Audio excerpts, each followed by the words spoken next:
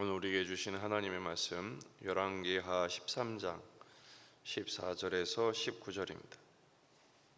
열왕기하 13장 14절에서 19절 말씀 한 목소리로 읽겠습니다. 엘리사가 죽을 병이 들매 이스라엘의 왕 요아스가 그에게로 내려와 자기 얼굴에 눈물을 흘리며 이르되 내 아버지여 내 아버지여 이스라엘의 병거와 마병이여 하매 엘리사가 그에게 이르되 활과 화살들을 가져오소서 하는지라.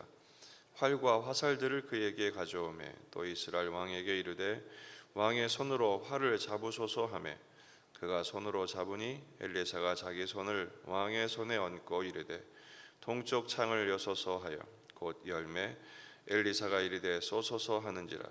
곧 쏘매 엘리사가 이르되 이는 여호와를 위한 구원의 화살 곧 아람에 대한 구원의 화살이니 왕이 아람 사람을 멸절하도록 아벡에서 치리이다 하니라. 또 이르되 화살들을 집으소서. 곧 집음에 엘리사가 또 이스라엘 왕에게 이르되 땅을 치소서 하는지라. 이에 3번 치고 그친지라. 하나님의 사람이 노하여 이르되 왕이 대여섯 번 칠 것이니이다. 그리하였다면 왕이 아람을 진멸하기까지 쳤으리이다. 그런즉 이제는 왕이 아람을 3번만 치리이다 하니라. 아멘. 본문에 계시된 주님은 어떤 분이십니까? 하나님의 말씀을 존중하며 그 말씀에 온전히 순종하기를 원하십니다. 형식적인 종교를 경계하신 것이죠. 엘리사가 병들어 죽게 되었습니다. 하나님의 사람도, 그렇게 능력 있게 쓰임 받았던 하나님의 사람도 사명을 다할 때가 온 것입니다. 그때 요아스가 의외의 반응을 보입니다. 14절 엘리사가 죽을 병이 들매 이스라엘 왕 요아스가 그에게로 내려와 자기의 얼굴에 눈물을 흘리며 이르되 내 아버지여 내 아버지여 이스라엘의 병거와 마병이여. 몹시 슬퍼합니다. 요아스가 누굽니까? 평생 여로보암의 죄를 떠나지 않고 하나님께 악행하다가 그리고 싸우다가 죽었던 사람입니다. 근데 이 순간만큼은 엘리사가 죽을 병이 들자 그가 눈물을 흘리며 슬퍼합니다. 내 아버지여 내 아버지여 이스라엘의 병거와 마병이여. 바로 엘리야가 승천할 때 엘리사가 했던 말입니다. 자기의 스승이란 뜻이죠. 그러자 엘리사가 왕에게 여러 가지 명령을 합니다. 활과 화살을 가져오라.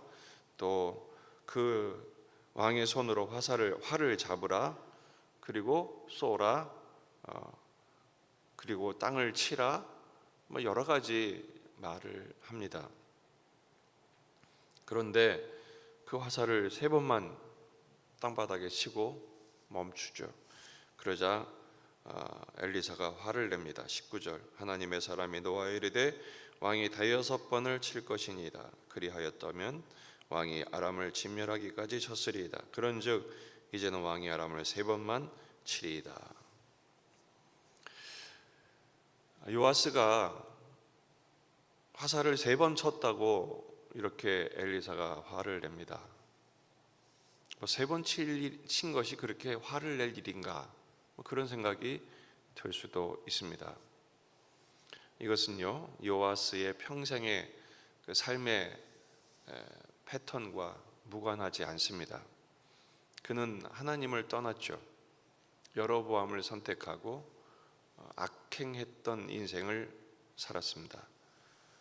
급할 땐 내 아버지여 내 아버지여 이스라엘의 병거와 마병이여 그렇게 울부짖죠. 왜냐하면 엘리사야말로 당시에 유일한 쇠락할 대로 쇠락한 나라를 지킬 수 있는 방편이기 때문에 그렇습니다.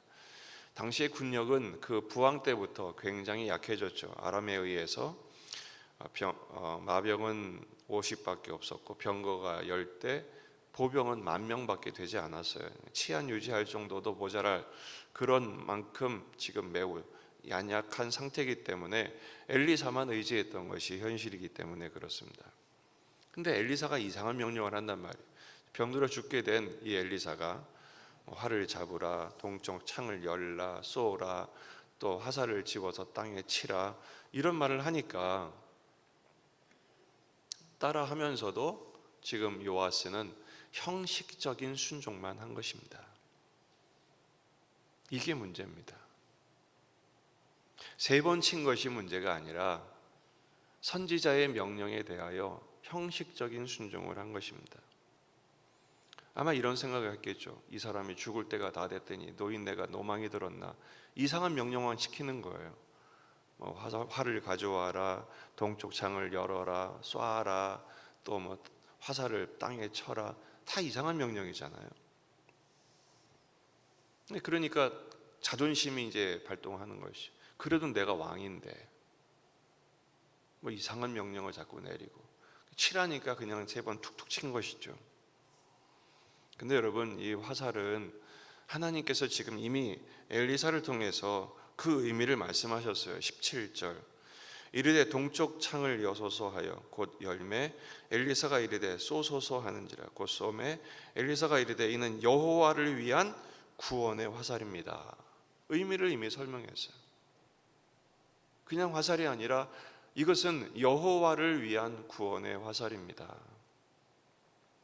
엘리사가 죽기 직전에 마지막으로 왕에게 하나님의 구원의 능력을 전수하고 전달하기를 원했던 것입니다. 그러니까 지금 엘리사가 화살을 땅에 쳐라, 최소한 몇 번 칠까요? 물어봤어야죠. 그냥 툭툭툭 치고 만 것입니다. 근데 여기서 땅에 치라라는 문법이요, 미완료 계속 용법입니다.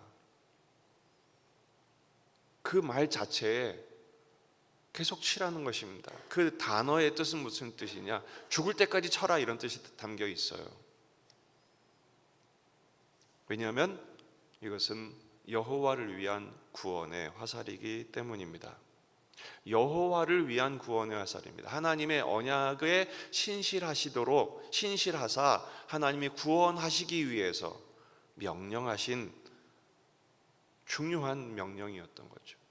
이스라엘을 위한 화살이 아닙니다.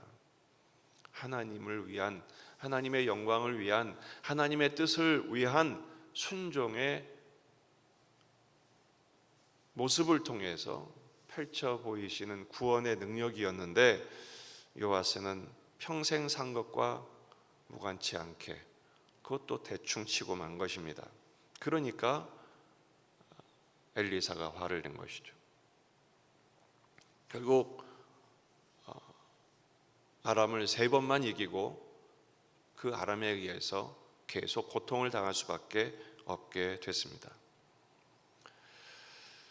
하나님을 경외하라라는 말씀이 있습니다. 여러분, 하나님을 경외하시기를 축복합니다. 근데 경외란 게 뭘까요? 경외는 다른 게 아닙니다. 하나님의 말씀을 존중하는 것입니다.